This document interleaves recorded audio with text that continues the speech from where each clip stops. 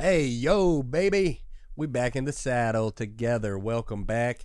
It's 11, 12, or 13. We'll figure it out. It's the Absolute Lee Show. I'm back, Aiden strapped in, and you're back. And thank you very much. Couldn't do it without you. It would just be kind of a weird, sad thing if you didn't listen. And I've done podcasts before, and they are always a lot of work. And for a very, very long time, no one's listening. And that is okay, because, dude, one day, me and Aiden, we're going to pop, dude. And then people are going to be like, oh, man, that's a good podcast. And then they're going to look us up. We're going to be 50, 60 deep, and then they're going to binge us. Oh, my God. Binge my voice. Binge it. Baby, binge my voice. I've got an old teacher listening, dude. Shout out Miss Williams. Hit me up. That's crazy. It's very strange to think about. Yeah, we are back in the studio. Here's something wild. I'm on my phone, just killing some time. What, a week ago, 8-9 days ago, and Aiden texts me and pops up on my phone. Aiden, produce. And I know your last name, but Aiden, produce, baby. And he goes, dude, I'm about to do the craziest thing ever. And I go, what are you about to do? And man, shout out to the boy. He sat in what he does for us, what he's doing right now. He did for a pretty major podcast. Not trying to jam you up. This is legal, right? It's your job. Yeah, it's out. He produced. Candace Owens went on the Tim Dillon podcast, and Aiden was on the ones and twos. That's pretty wild. Like, that's millions and millions of people are going to listen to that. And if it had looked bad or sounded bad, it would have fallen. If he had messed that up, he probably wouldn't be my producer anymore. So, God, I'm so glad that went well for the boy. That's very, very cool, man. Thank you. Yeah, that made me happy. And then Tim Dillon posted a picture from right here with this same background. And I don't know, it's just pretty validating. Very proud of Aiden, very proud of this space. And, yeah, feeling good, man. Speaking of the background, chime in the comments, huh? We're going to spruce it up a little bit, I think that we're trying to get some more curtains, but then also it's like, I don't know. Do we need something? You guys seem to like it, but, this is a thing that we're doing together. We might as well get some feedback. Do we need a little something right here? Do I need a logo? I know my homie down at Coastal Creative down there in one of the Carolinas, he's hit me up, man. He wants to build me a little sign. He made one for Theo that looks good, so I might do that. Pop up a little Absolute Lee, get my little bald head right up behind here maybe. I don't know. The Open Boys got an open. Burped again. Gosh, that can't continue to be a theme. The first couple minutes burp. But it's the sweet, sweet elixir. It's the taurine. I just got to get jacked up, man. I got to get jacked up. You can't be that calm when you sit down in front of a camera and say, all right, let's talk for a half hour straight. And if you don't talk for more than a couple seconds, then it becomes weird. See what I'm saying? That's what I'm talking about. So you just kind of got to keep it rambling, baby. And I got to rip the caffeine, got to rip the Red Bull. And if that means that you got to catch a couple burps in the ear pods, then I truly am. I actually am sorry about that. That sucks. It's not ideal. I don't like burping.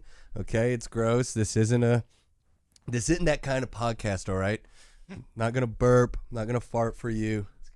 It's not this kind of podcast. This is a podcast. This is classy. It's a classy joint. We're going to get some signs for you, and we're just going to keep it rolling, man. We already discussed the loss of the yellow glasses. Still haven't found another pair. Really, really, that's hurting me. But I'll say this. It's okay. It's lighter for longer now, so I don't need them as much. And these blue Johnnies they kind of do the same soft little thing, little Instagram filter for your life. So I'll keep you guys posted, but hopefully we'll get some yellow frames back in here because they do add a little pop, especially when podcast dad Aiden comes in and starts with the editing and really makes it pretty. So we'll do that, man. You guys been doing okay? It feels like a pretty good time to be doing okay. I don't know. The weather's good. We haven't gotten blown away by a tornado here in the Ville, which is very nice. I didn't really know how big of a deal that was. until I heard the sirens every day for a week. And man, they could work on that sound, huh? They could definitely work on that sound. I mean, I guess the point is to be like, have it be like big and loud and scary enough that everybody listens to it. And if it was like really high pitched, that would be pretty brutal to, play out over a big area. But man, just like the big droning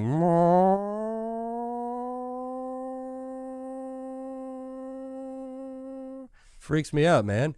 I'm in the freaking bathtub with my lady and I hear that outside. Mission accomplished, Nashville. You scared me into getting in my bathtub. And then like a couple twigs blew around outside. And now I feel like an idiot. But hey, man, whatever we got to do to be safe, dude. Whatever we got to do to be safe, man. About to get back down to Lexington. See my folks, dude. My dang 70-year-old dad's out there back playing golf. Shout out Mike, dude. Played 18 today. His shoulder didn't fall off, so that's a win. So I'm about to go down there, hang out with them. Shout out Uncle Frank, see him. And a buddy of mine just bought a house on the same street as the college house that I lived in down in Lexington on Shawnee Place, dude. Shawnee Place, right? It runs parallel with Alumni Drive off of Nicholasville Road. Shawnee Place, special little cottage. I lived there my sophomore year of college, and here's what's interesting about it. My pops, my dad, he owned the house. That was the house that he was like a bachelor in. He lived down at Shawnee Place. It's like 300 yards away from the Kentucky football stadium. It is 10 minutes from downtown, 10 minutes from the middle of nowhere. It's perfect. It's a perfect little house, little stone cottage, and my dad owned it. And when I was born, that's where I lived. I lived at Shawnee Place, 145 Shawnee Place, for the first like 2.5 years of my life in this little stone cottage. And then my brother rolled around. They needed a little bigger John, and they moved to the burbs. But my dad kept the house. It was the only property he kept, and he rented it out to college students for years and years. And then guess what? I was a college student. So I moved back into the house that I was a baby in, and sadly completely destroyed it. It's such a bummer, man. It's I don't know. It's a huge regret of my life. But also, what was my dad thinking letting me and my 3 boys move into a little house right behind the football stadium? We really destroyed it. But it was very fun. The first time I ever ate mushrooms was in that house, and I was laying in my bed, and it occurred to me that my bed was in the same place as my crib, like 20 years previous. So I was laying there thinking about how I had laid there before as a baby, and really went into like a deep, crazy spiral. Not necessarily a bad spiral, but like a spiral all the same. Just really, that kind of freaked me out. It was like my number one pickup line that I would have at parties. If we had a party at my house, I'd walk up to somebody and be like, I was a baby in here. They'd be like, what? And then I'd tell them the story, and hopefully we would end up dancing in my living room that was ankle deep with like hooch and grain whiskey and everything. But Shawnee Place was awesome. It was a very fun place. My grandfather, my dad's dad, Bob, shout out Bob, truly a great man, another bald king. Which by the way, side note about Bob, he had a toupee. Like, he was full, thick white hair, like the George Costanza horseshoe. And then he had a toupee.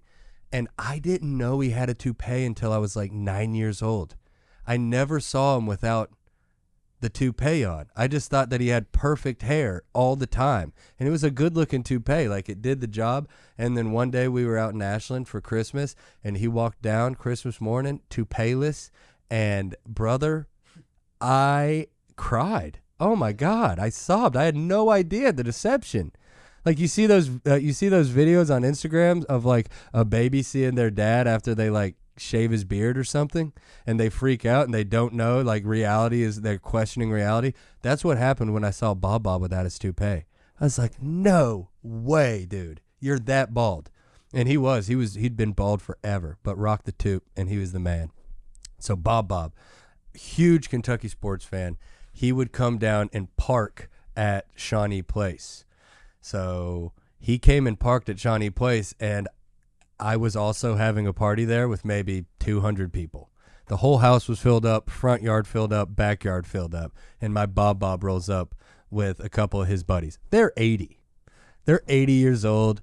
They've got a Papa John. I'm upstairs in my bedroom, not doing drugs, and this guy came upstairs and was like, "Hey, there's like a really old man here, and he says he's your grandfather." And I'm like, "Oh, okay, yeah, that's right. Bob was supposed to come over." And then I walked down. He was a tall old man. And I walked downstairs and over just the sea of a college party, like people doing beer bongs and all this stuff. I just see little Bob just popping around, just kind of looking. And he was such a sweet, gentle man, never cussed, God-fearing man. It created his own cuss word. Because he didn't want to cuss. When he was really mad at something, instead of cursing, he would say piffle. Piffle. He'd say, "Oh, piffle." And so imagine a man so sweet he wouldn't cuss that he invented his own cuss word, walking into a college party of like absolute debaucherous actions. So I get him out into the front yard, and we're sitting there and talking, and I'm like cross-eyed. I'm like bug-eyed, tore up. And Bob's just sitting there, not judging, having a good time, laughing, carrying on. All the little pretty girls are coming up and taking pictures with the 80-year-old man who's at this tailgate, and he's just loving it. And right before he was about to leave, he was like, "Well, it seems like you got this all under control." And I was like, "So far, so good. Nothing too bad has happened. Like, I'm not embarrassed that my grandfather's seeing this." And right before him and his friends walked to the stadium, a buddy of mine got up out of a window and onto our roof, the top of this very pitched, steep roof. I think it was Patrick Daugherty. And he ran down the roof with an American flag and was like waving it, and everyone in the party. I mean, imagine a scene from a college movie. Everyone was just like, "Yeah!" And then he fell off. And he fell off the roof. And Bob was like, "Should we call somebody?" And I was like, "Just go to the game, Bob. It's all good, baby. He will drink that off. That's fine." He did end up breaking his arm, but he didn't find that out till the next day. And it wasn't my problem, baby. Shawnee Place. Goodness gracious. At Shawnee Place. Only 6 people will get that, but it's true. I saw my friend Kevin, shout out Kevin Morris. He big giant man, 6'4", 250, jacked. He's jacked now. Back then he was just massive, big boy. And I saw him shotgun a Four Loko. It's about, that's like the OG Four Loko with like methamphetamine in it. Methamphetamine and like hand sanitizer and a little bit of red dye 40. Then somebody chewed on a piece of cherry gum and spit in it. And that's how it got its flavoring. The OG Four Loko, like 2010 Four Loko, like you couldn't cross state lines with it. You could put a flame to it and it would catch on fire like gasoline. I saw Kevin shotgun a Four Loko, which was like 25 ounces, a huge can. Shotgun a Four Loko. Everyone around him's just like, "Yeah, Kevin, you're the man, yeah." And then Kevin obviously threw up, but he was so twisted and kind of out of sorts. I'll never forget this visual, dude. He literally threw up. So, you know, if you're about to vomit, you like vomit down. He like got crossed up and he threw up like this. He lifted his head straight up and was just like, just threw up all over himself. And like, he threw up, dude. He threw up. It was awesome. And then we just like hosed him down. And it's so crazy to think about how hard you could go as a young man. Dude, we would just, I mean, I'd drink almost a handle of Kentucky Gentleman bourbon. KG. That stuff, like, I can't imagine how much of it I drank. And I'm not beer bragging over here. I'm embarrassed, you know, but I mean, the way that the human body is so adaptable, and that young, you're like a dang lizard. You could just drink a bottle of drink a bottle of bourbon and chase it with 2 liters of Diet Coke, and then freaking rip your tail off, and then the next morning it would just grow back. It's wild. Young men in college just going so deeply hard. Used to, don't even want to talk about it on here. I'm embarrassed, some of the things that we did, dude. But, it is what it is. I loved college. Call me Asher Roth. It was fun. I don't know if you guys could hear the door closing, but I am yet again alone in the room, just talking to you and me. We're kind of time traveling right now, see? Because you're not listening to it live, but you're listening to it now. But now to you is different than now to me. But really now is kind of the same for all of us when you think about it. Isn't that beautiful, man? Shout out my boy Log Dog, Young Log Deezy, dude. He told me that he likes listening because it sounds like he's having a conversation with me where he's not allowed to talk back. And Logan, I just want to give you permission right now. You can talk back right now. All right, thanks, man. I appreciate what you said there, Log. Oh, man. I had such a good phone call with my mom a couple days ago. You always forget that, man. I know it's not the case for everybody. But mom's rule. My mom does rip. She freaking cracks me up. I don't know. I'll just talk to her before a show or something, and she'll say, "Be funny." And then it's crazy because I was gonna name like a special or something, "Be Funny," and then I can't anymore because someone else has. It is what it is, dude. Be funny. It's a good advice for a comedian. It's so funny thinking about my mom. Like being a mom, because you do the math in your head or whatever. And when my mom was as old as I am right now, she had me, who was like a 5-year-old. It's really crazy to think about. Really, anybody who becomes a parent, I'm just like, dang, good for you. The kid didn't die, and they still talk to you. You did about as good as you could, Like she was a wild one. My mom was a wild lady, and then she just had a couple kids and just had to like do that. But then it was fun because it's like she kept it between the lines, and we were good boys, and we didn't mess much up. And if we did mess up, we were, swiftly taken care of. But we had some fun, man. Y'all ever heard of a works bomb? Aiden, you heard of a works bomb? I have not. Bro.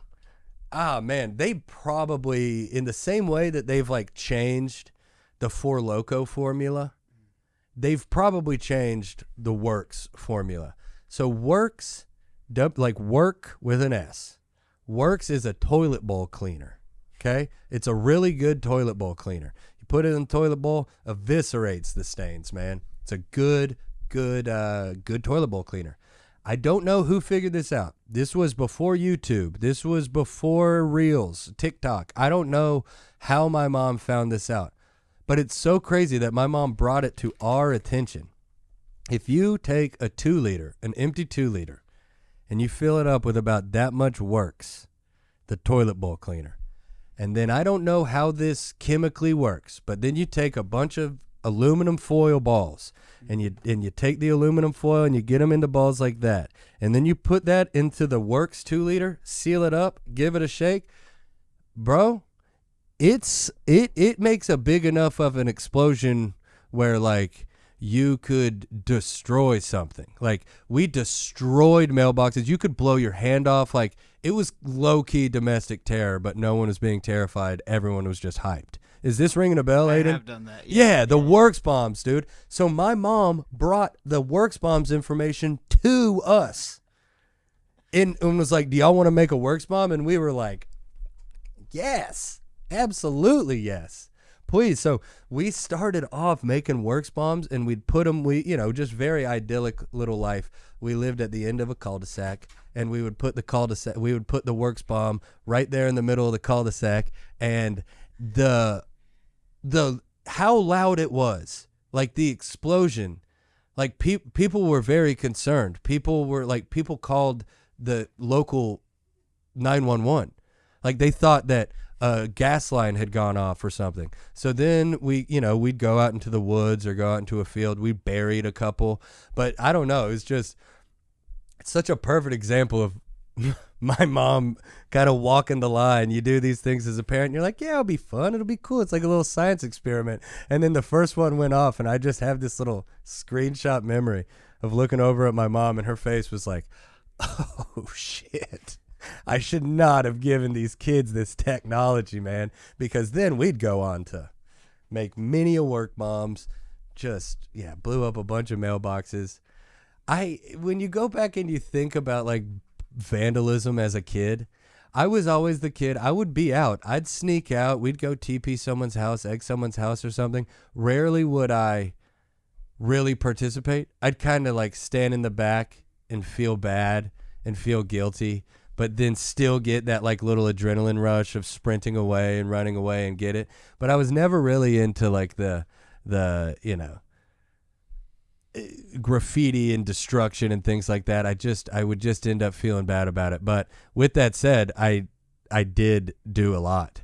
The number one thing that we would do, and if you're a kid with a driver's license right now listening to this, first off, why and how? Second off, thank you. Third off, do this, but actually don't. I'm not signing off. Don't do this. Get in a car. You get a buddy with a car. You ride shotgun. You wait till trash night. All the trash cans are out on the curb. Then you get a trash can. You let Tanner Baldwin drive. And when Tanner Baldwin's driving, you're leaning out of his window, riding shotgun, and you've got the big trash can on wheels, and he guns it down a straight street, or like, and then he turns and you let go of it, and the trash can goes and hits the curb and explodes. And if you lived in Waterford between 2003 and 2008, that probably happened to you, and it was me, but it was Tanner Baldwin. Ultimately, it was him. He was the prankster. But we did that. We did a lot of things. One time I saw a kid chuck a pumpkin at somebody's garage door and fully broke that. So it's like, that's why you feel bad. As a kid, it's epic. But you look back on it and it's like somebody who's just working a job they hated. Maybe their marriage was in a tough spot. Maybe they were trying to make it work. They were going to therapy. They were trying to like rekindle the love that they lost when they started having kids. And they moved into the house and the mortgage is adding up. But, he's probably going to get a bonus this Christmas because he's been working really hard on his job. And his wife probably picked up a part-time job. So money's okay. And they're starting to get over the hump. And then some little punk-ass kid just is like, and chucks a pumpkin into their garage, and now he's out $4,000. Like, just the butterfly effect. And I'm getting hot even thinking about it. I feel so bad about it, dude. Feel so bad about it, man. Don't be, pranks are fun, but there is a victim. Oh, dude, speaking of pranks, and my mom. God, am I getting good at this? Holy shit. Did I just tie everything in completely organically? I think I did. My mom was, dude, she was all big on pranks. She was big on pranks. My mom loved pranking us, and she was good at it. Like, she pranked us when we were little babies. Like, when we were kids, how old is it to be, like, appropriately in a bathtub with your little brother? Like 4 and 2? We're 2 years apart. It was like 4 and 2. It certainly wasn't like 6 and 4. I'd say it was like 4 and 2, maybe 5 and 3. But we were taking a bath together, and my mom was like, "You guys want some popsicles?" Above board. Yeah, yeah, for sure. Yeah, so we were taking a bath together, and she goes, "You guys want some popsicles?" And we were like, "Yeah, popsicles." So she goes downstairs and gets us popsicles, coats them in in the morning. She had planned this prank beforehand. So in the morning, she took out 2 popsicles and dipped them in vinegar, and then put them in the freezer so they'd freeze again. So she puts them back in the packaging, comes out, takes them out, gives us a popsicle, and we stick them in our mouth and just freak out. And that prank, that's why my mom rules. That prank was for no one. My dad didn't see it. She didn't have a camera phone. She wasn't going to be like, "Oh, this is going to kill on Facebook Reels." She's like, "This isn't going viral." She just like, really upset 2 young babies just so she could be like, yeah, that was just for her. And that is beautiful. I think most people can relate to this. You ever steal some of your parents' liquor, right? You go into the cabinet, you get in there, you steal some of their liquor, and what do? The young scientist you are, you replace it with water. So I'd pretty much had an entire bottle of my parents' Maker's Mark over the course of like my senior year. You take that much of a water bottle, you sneak out, you put the car in neutral, you roll all the way down to the end of the street, put it in park, start the car. You know the drill. Sneaking out as a high schooler, so fun. With a little half water bottle of bourbon that back then could get 5 men drunk. That's gold right there. That's liquid gold. You're rolling up with the Makers and the Dasani. So I was king of shit mountain there for a while, supplying the booze. And then my mom and dad, Mike and Molly, got hip to me stealing all of their liquor. So my mom filled up her Maker's Mark bottle that I had been nipping, and replacing with water for months. This Maker's Mark was as clear as this. It was ridiculous. I'm fooling no one. So she fills up the bottle. Looks like a new bottle. She fills it up with red wine vinegar. Big vinegar girl, apparently. Filled up the bottle of Maker's with red wine vinegar. I sneaked down one night, drinking in the morning as a 17-year-old. Not that bad. And filled up my water bottle with about that much bourbon and go off to the boys and, walk in like I'm the man, hand a bottle of bourbon. Someone takes a big hit off of it. Boom. Red wine vinegar. Just foiled the whole evening, man. That's a good mom move right there. I got to give her credit for that. They found my fake ID. Dude, how about this? I made my fake ID and made some money in high school making other people fake IDs on Microsoft Paint.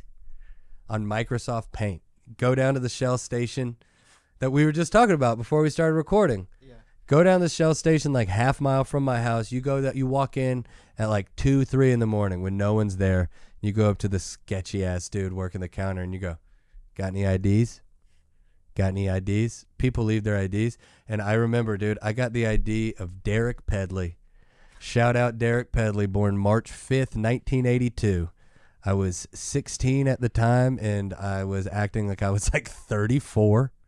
And I printed off a picture of myself from the yearbook and printed it on picture paper, cut it off so it was just very, very thin, put it over Derek's picture, and then got a laminator at the high school library, laminated it, cut it out, boom, fake ID.